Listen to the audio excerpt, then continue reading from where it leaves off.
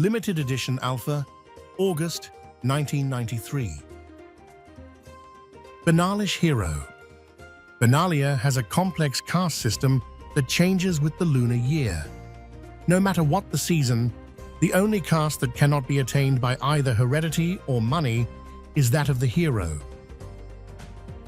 Savannah Lions. The traditional kings of the jungle command a healthy respect in other climates as well. Relying mainly on their stealth and speed, Savannah lions can take a victim by surprise, even in the endless flat plains of their homeland. Mesa Pegasus.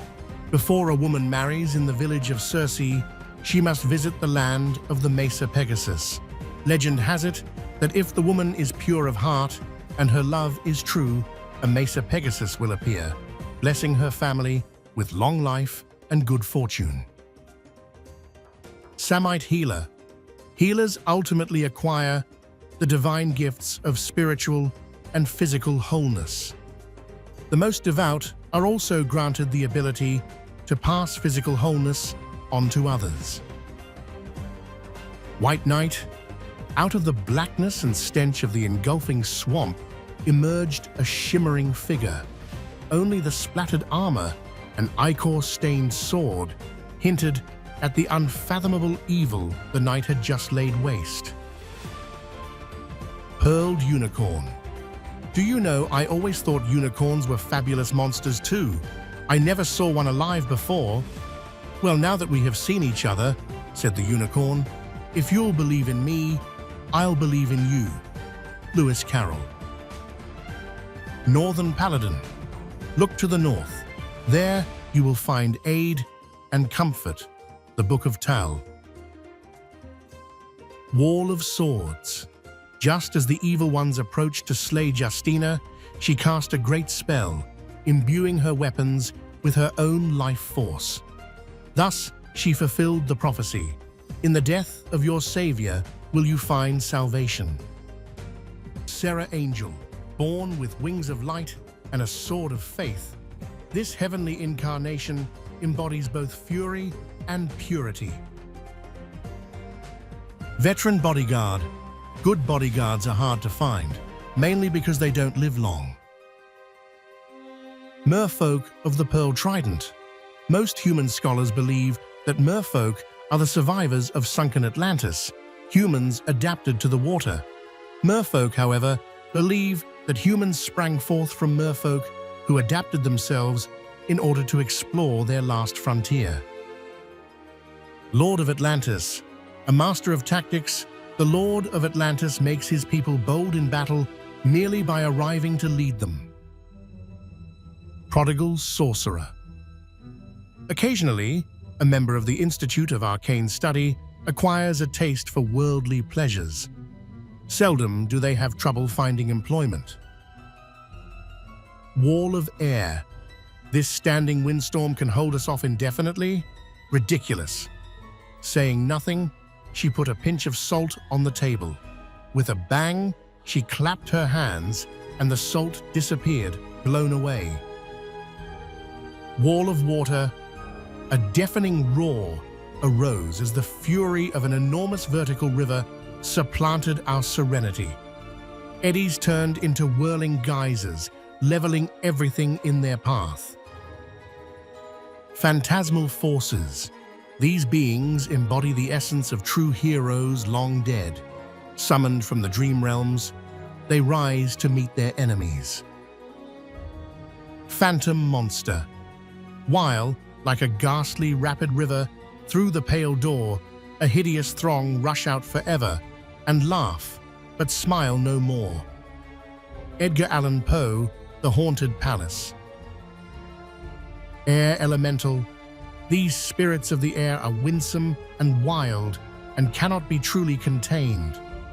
Only marginally intelligent, they often substitute whimsy for strategy, delighting in mischief and mayhem. Water Elemental. Unpredictable as the sea itself, water elementals shift without warning from tranquility to tempest. Capricious and fickle, they flow restlessly from one shape to another, expressing their moods with their physical forms. Mahamoti Jinn. Of royal blood among the spirits of the air, the Mahamoti Jinn rides on the wings of the winds. As dangerous in the gambling hall as he is in battle, he is a master of trickery and misdirection. Sea serpent. Legend has it that serpents used to be bigger, but how could that be? Willow the wisp. About, in reel and rout, the death fires danced at night. The water, like a witch's oils, burnt green and blue and white. Samuel Coleridge, the rhyme of the ancient mariner. Black Knight. Battle doesn't need a purpose. The battle is its own purpose. You don't ask why a plague spreads or a field burns. Don't ask why I fight. Drudge skeletons. Bones scattered around us joined to form misshapen bodies. We struck at them repeatedly. They fell, but soon formed again, with the same mocking look on their faceless skulls. Frozen shade. There are some qualities, some incorporate things, that have a double life, which thus is made, a type of twin entity which springs from matter and light, evinced in solid and shade. Edgar Allan Poe, Silence. Hypnotic spectre. There was no trace of aught on that illumined face. Samuel Coleridge, Phantom. Plague rats. Should you, a rat to madness tease, why even a rat may plague you. Samuel Coleridge, Recantation. Royal assassin. Trained in the arts of stealth, the royal assassins choose their victims carefully, relying on timing and precision rather than brute force. Scathed zombies. They groaned, they stirred, they all uprose, nor spake, nor moved their eyes. It had been strange, even in a dream, to have seen those dead men rise. Samuel Coleridge, The Rhyme of the Ancient Mariner. Wall of Bone. The Wall of Bone is said to be an aspect of the Great Wall in Hell, where the bones of all sinners wait for Ragnarok, when Hela will call them forth for the final battle. Zombie Master. They say the Zombie Master controlled these foul creatures even before his own death, but now that he is one of them, nothing can make them betray him. Bog Wraith. 'Twas in the bogs of Canalbray, my mate did meet an early grave. 'Twas nothing left for us to save in the peat-filled bogs of Canalbray. Demonic hordes. Created to destroy Dominia, demons can sometimes be bent to a more focused purpose. Nightmare. The nightmare arises from its lair in the swamps. As the poisoned land spreads, so does the nightmare's rage and terrifying strength. Goblin Balloon Brigade. From up here we can drop rocks and arrows and more rocks. Yeah, boss, but how do we get down? Monza's Goblin Raiders. The intricate dynamics of Rundveld goblin affairs are often confused with anarchy.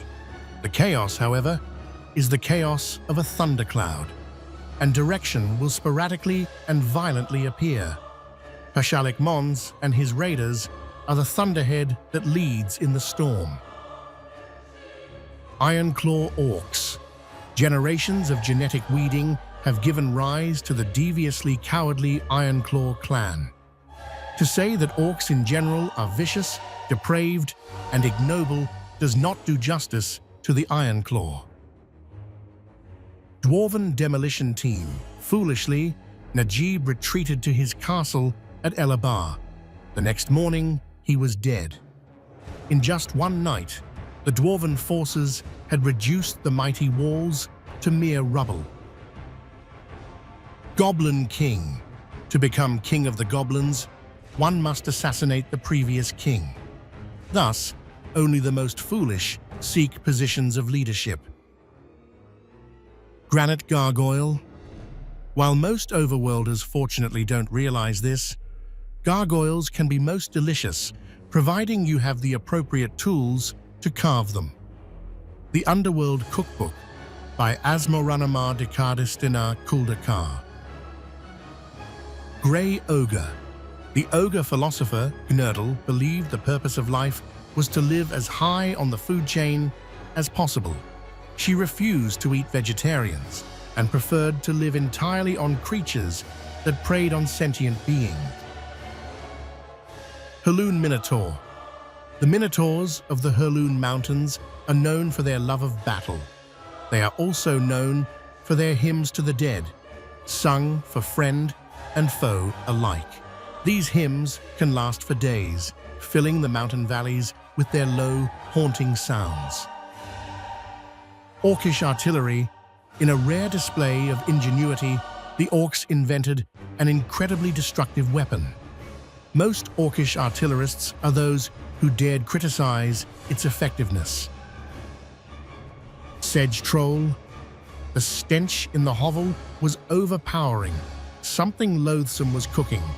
Occasionally, something surfaced in the thick paste, but my host would casually push it down before I could quite make out what it was. Uthden Troll. Oi, oi, oi. Me got a hurtin' ear. Oi, oi, oi. Me smell a ting is near. Gonna bosh and gonna nosh and a hurt'll disappear. Traditional.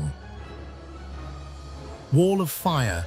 Conjured from the bowels of hell, the fiery wall forms an impassable barrier, searing the soul of any creature attempting to pass through its terrible bursts of flame. Wall of Stone. The earth herself lends her strength to these walls of living stone, which possess the stability of ancient mountains. These mighty bulwarks thwart ground-based troops, providing welcome relief for weary warriors who defend the land. Dragon Whelp. Oh, to be a dragon, of silkworm size or immense. Marianne Moore. Oh, to be a dragon. Hill Giant.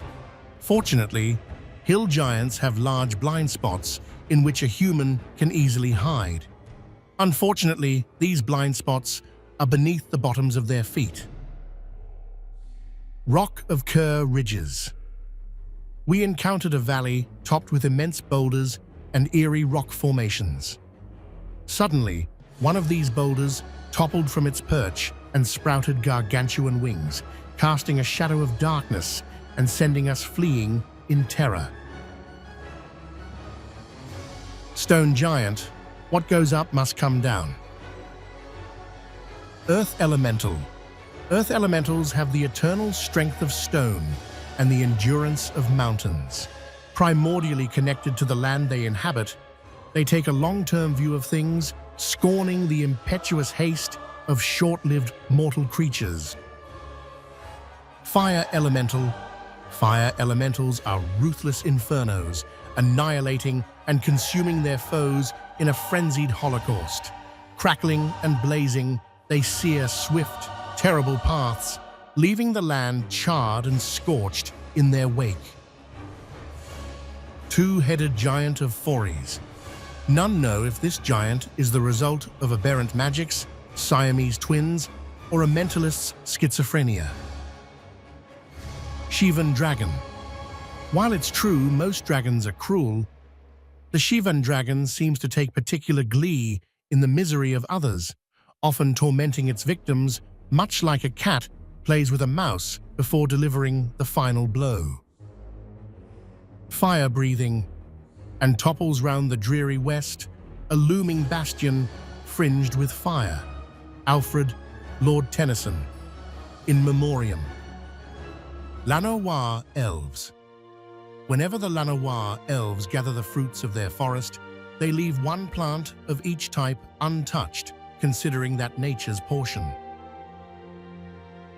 Scribe Sprites. The only sound was the gentle clicking of the fairies' wings. Then, those intruders who were still standing turned and fled. One thing was certain, they didn't think the scribe were very funny anymore. Shinodan Dryads. Moving without sound, swift figures pass through branches and undergrowth completely unhindered. One with the trees around them, the Dryads of Shinodan Forest are seen only when they wish to be. Timber wolves. Though many think of wolves as solitary predators, they are actually extremely social animals. During a hunt, they often call to each other, which can be quite unsettling for their prey. Wall of wood. Everybody knows that to ward off trouble, you knock on wood. But usually, it's better to make a wall out of the wood and let trouble do the knocking. Elvish archers. I tell you, there were so many arrows flying about, you couldn't hardly see the sun. So I says to young Angus, well, at least now, we're fighting in the shade. Grizzly bears. Don't try to outrun one of Dominia's grizzlies. It'll catch you, knock you down, and eat you. Of course, you could run up a tree. In that case, you'll get a nice view before it knocks the tree down and eats you. Lay Druid. After years of training, the Druid becomes one with nature, drawing power from the land and returning it when needed. Verduran Enchantress. Some say magic was first practiced by women who have always felt strong ties to the land. Wall of Brambles. What else when chaos draws all forces inward to shape a single leaf? Conrad Aiken. Wall of ice, and through the drifts, the snowy cliffs, did send a dismal sheen, nor shapes of men, nor beasts we ken. The ice was all between. Samuel Coleridge, The Rime of the Ancient Mariner. Fungosaur. Rather than sheltering her young, the female fungosaur often injures her own offspring, thereby ensuring their rapid growth. Giant spider. While it possesses potent venom, the giant spider often chooses not to paralyze its victims.